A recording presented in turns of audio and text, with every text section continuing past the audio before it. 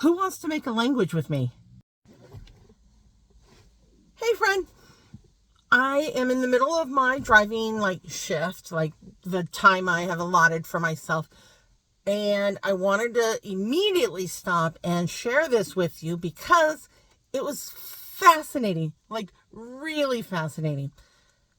I had some average normal rides today, and over the I have over 4,000 rides, and they've all been pretty normal. I've had some that I've made videos about that were a little extreme, either funny or nerve-wracking or interesting or anything like that. This one was, I don't even have another word, fascinating. I picked up a brother and sister, and they were maybe 3 years apart, and I was listening. The car's very small. There's no shield. I wasn't eavesdropping. It's just a very small car. And they were speaking in a language I didn't know. So I'm nosy. I'm super nosy. So I says to them, "Hey, that's an interesting sounding language. What language is it?" And they kind of giggled, and and the sister spoke up more than the brother. And the sister says, "Well, we're from a family of 4 siblings, and we're all just a year or 2 apart from each other." And I'm like, "Oh, okay." I'm like, I have 6, and the first 5 were very close, so I can totally relate to that. The siblings made their own language, complete with syntax and grammar and various structural language rules.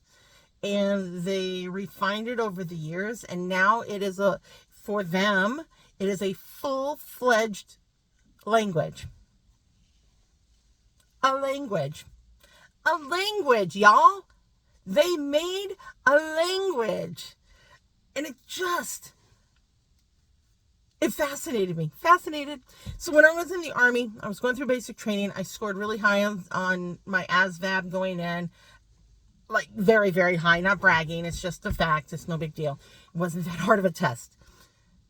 So I scored really high, and one of the areas I scored exceptionally high was in language, and I was offered to take this additional test. It was called the D, the letter D lab test. And I have no idea what the letter D stands for, but D lab test. And I scored really high. And what it was is they gave us a language with rules. Here are the rules for this pretend made up language.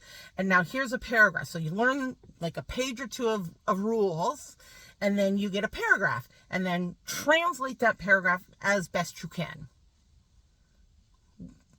You look at the rules, they take them away, they give you a paragraph, you translate it. So then, and they do that 3 times. Rules, they take the rules away, translate the language. Rules, take the rules away, translate the paragraph rather. And so all of that just flooded into my head. I was offered to then go to the Presidio, to the language academy there, the Army Language Academy, and probably learn, I'm going to guess, either Egyptian or Farsi, simply because that was leading into all the Gulf Wars and stuff. And so I'm assuming that would have been the language.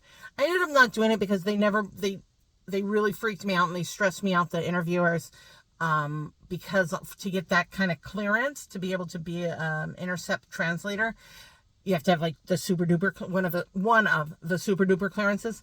And they wouldn't believe that I couldn't tell them how many times I'd been to Mexico. I couldn't tell them every single Canadian family member, and so on.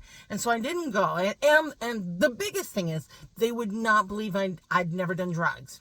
No drugs. Cigarettes and alcohol. That was it. And they just didn't believe me. And I was scared and naive, and more than naive. I was mostly dumb. And so I turned it down. I was actually with another girl who was in the same situation. She also turned it down.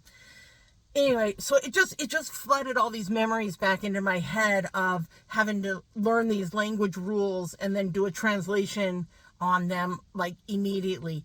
But like this family, they 4 siblings made up language. How cool is that, y'all? Hey, so who wants to make a language with me?